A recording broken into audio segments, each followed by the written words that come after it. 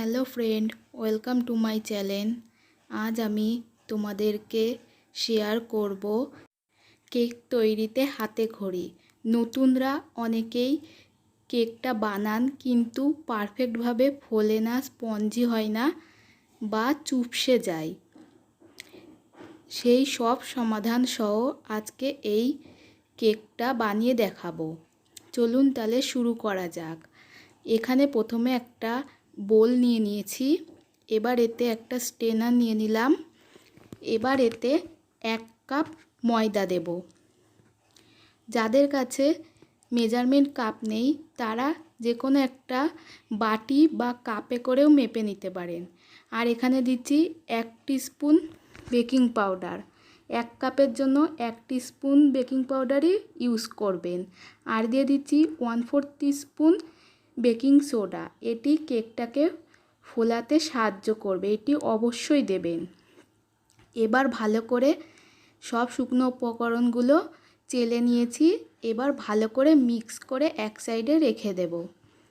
এই কাজটি অবশ্যই আগে করে রাখতে হবে। এবার একটা বড় সাইজের বোল নিয়েছি, এতে 2টো ডিম ফাটিয়ে নেব। এখানে আমি মাঝারি সাইজের 2টো ডিম ব্যবহার করছি। আপনারা চাইলে এখানে ছোট ডিম ব্যবহার করলে 3টে দেবেন। এবার ডিমের কুসুমগুলো আলাদা করে নিচ্ছি।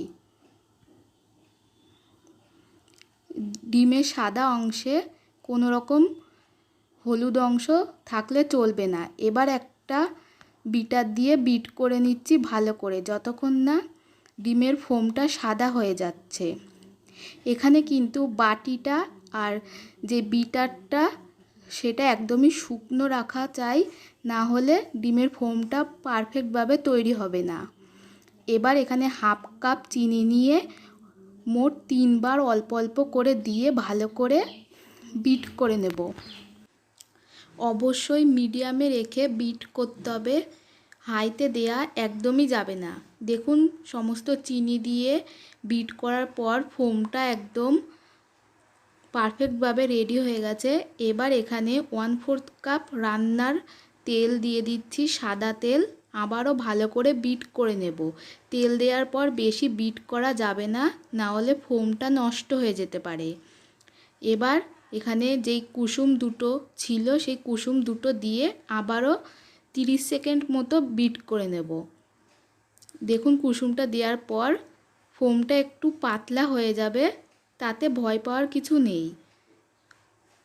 এবার এখানে শুকনো উপকরণগুলো অল্প অল্প করে দেব আর অল্প করে জল দিয়ে একটা স্প্যাচুলার সাহায্যে মিক্স করে নেব। এখানে আস্তে আস্তে মিক্স করতে হবে, কাজটা জোরে করলে ফোমটা নষ্ট হয়ে যেতে পারে। এখানে ধীরে সুস্থে করতে হবে। দেখুন এরকম শুকনো উপকরণগুলো আর জল দিয়ে একটা স্মুথ ব্যাটার তৈরি করে নিয়েছি। এবার এখানে একটা অ্যালুমিনিয়ামের বাটিতে অয়েল ব্রাশ করে একটা কাগজ দিয়ে দিয়েছি। এবার এতে কেকের ব্যাটারটা দিয়ে দেব। কেকের ব্যাটারটা দেওয়া হয়ে গেছে।